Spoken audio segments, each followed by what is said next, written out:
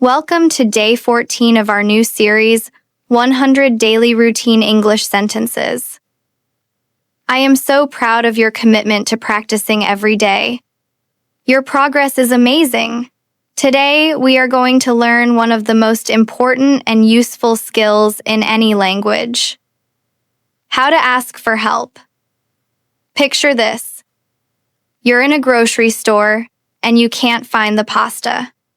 You see an employee and you want to ask, but you freeze. Your mind goes blank.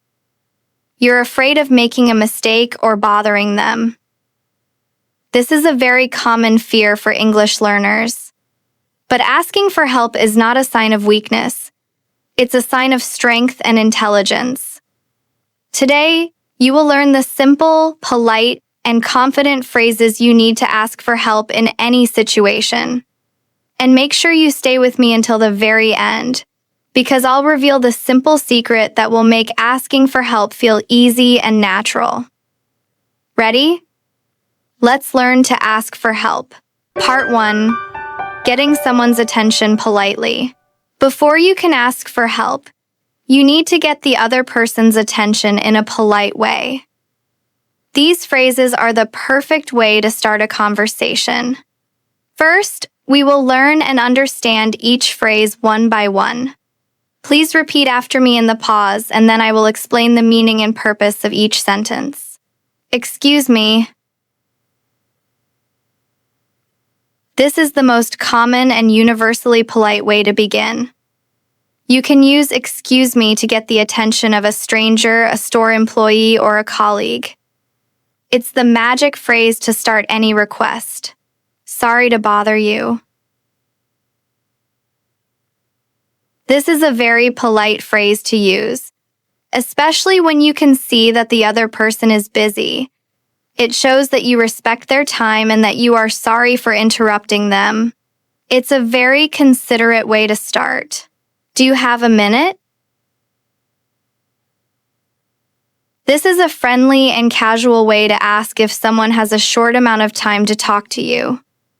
It's perfect for asking a colleague or a friend for a quick moment of their time. Can I ask you a quick question?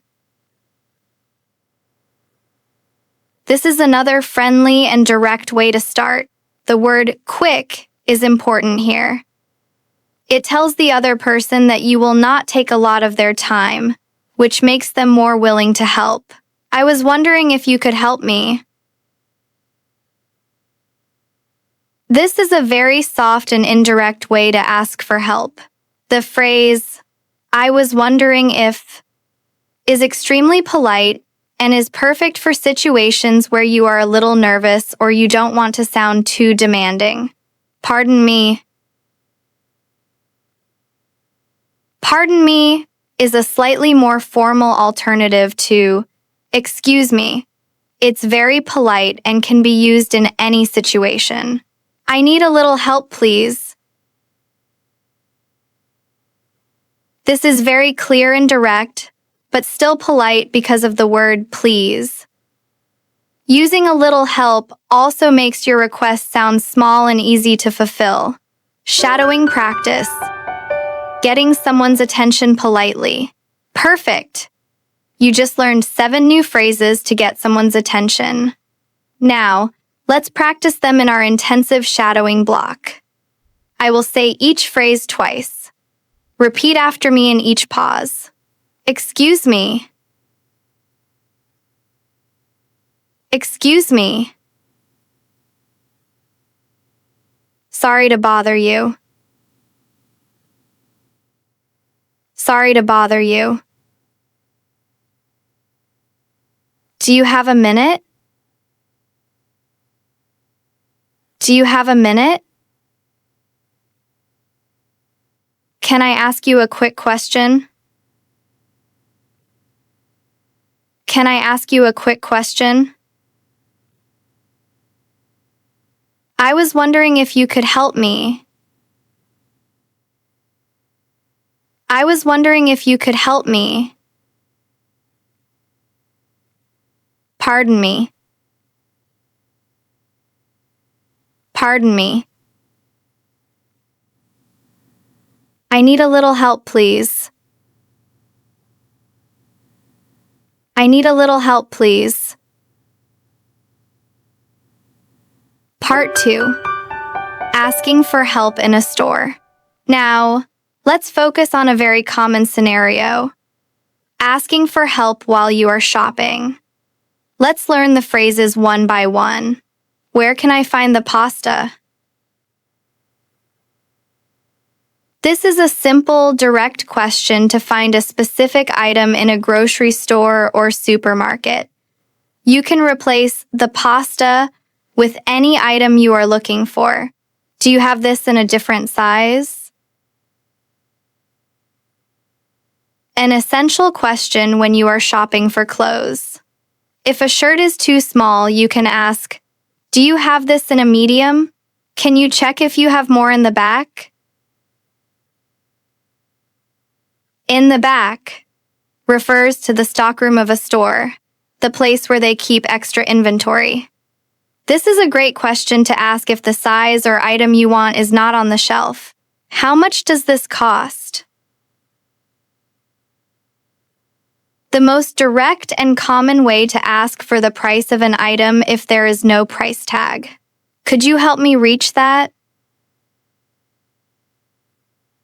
This is a perfect question to ask if an item is on a very high shelf and you cannot reach it. Do you work here?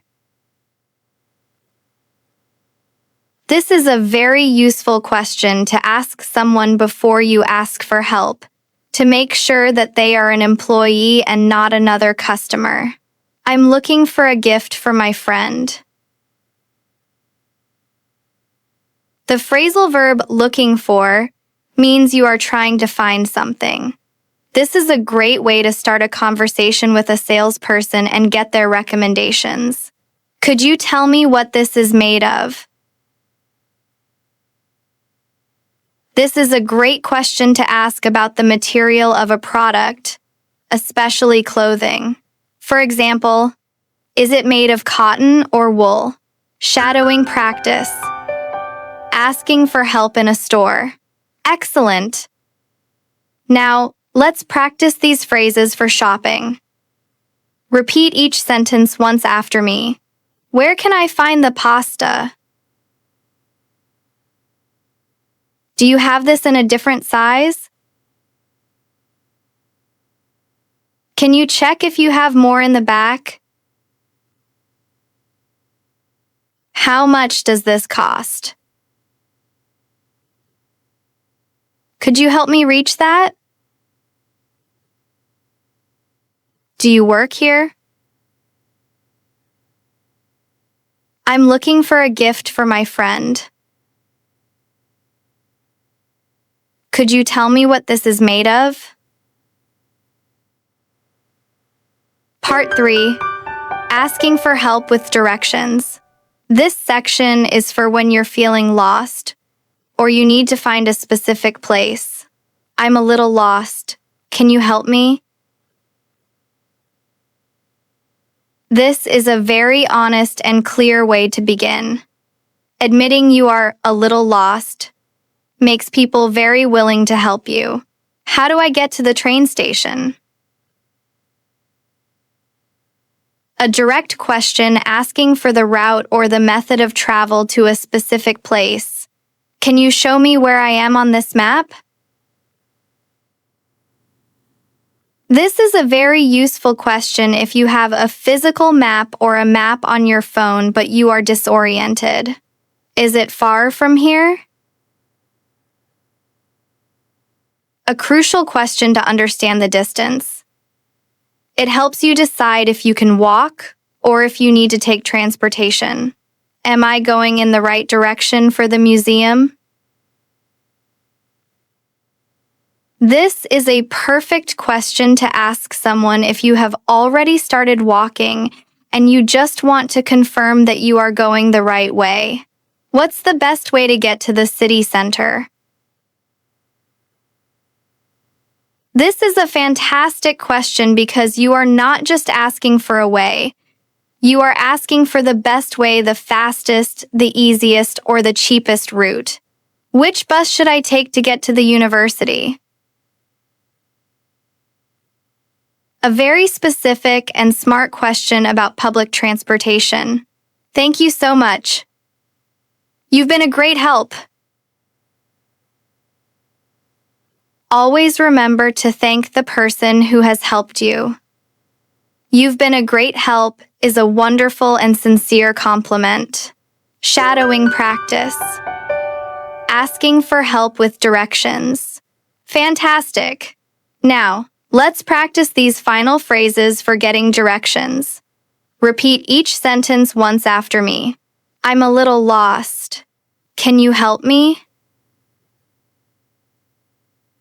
How do I get to the train station? Can you show me where I am on this map? Is it far from here? Am I going in the right direction for the museum? What's the best way to get to the city center? Which bus should I take to get to the university? Thank you so much. You've been a great help. Part 4. Real conversation practice. Incredible! Now that you have learned all these individual sentences for asking for help, let's see how they can be used in a new, natural, flowing conversation. In this part, I will play both roles of a conversation between a tourist who needs help, me, Sarah, and a friendly local person, Mark. I want you to repeat each line after me in the pause to practice your rhythm and intonation. Let's go. Excuse me. Sorry to bother you. I'm a little lost. Can you help me? Of course. No bother at all. Where are you trying to go? I'm trying to get to the Natural History Museum. Ah, okay. You're quite a long way from there. It's too far to walk. Oh no. What's the best way to get there? Do I need to take a taxi? You could take a taxi, but the subway is much faster. The subway station is just down that street, about a 5-minute walk. That's great. Which train should I take? You need to take the Green Line train heading uptown. You'll get off at Museum Station. The Green Line to Museum Station. Okay, I think I understand. How long will the ride take? It's only about 4 stops, so it should take about 15 minutes. That's perfect. Thank you so much for your help. You've been a great help. You're very welcome. I hope you enjoy the museum. The final secret. Incredible. You've just mastered 25 essential sentences to ask for help in English. You are building a powerful foundation for solving problems and connecting with people in any English-speaking environment. And now, for the secret I promised at the beginning, the simple secret that will make asking for help feel easy and natural is this. People want to help you. It's a universal human instinct. Helping another person makes us feel good. It makes us feel useful and kind. When you ask for help, you are not bothering someone. You are giving them a small gift. You are giving them the opportunity to feel good about themselves by helping you. When you understand this, the fear of asking disappears. You are not taking something from them. You are starting a positive human interaction. So, my challenge to you is this. For today, I want you to find one small opportunity to ask for help in English.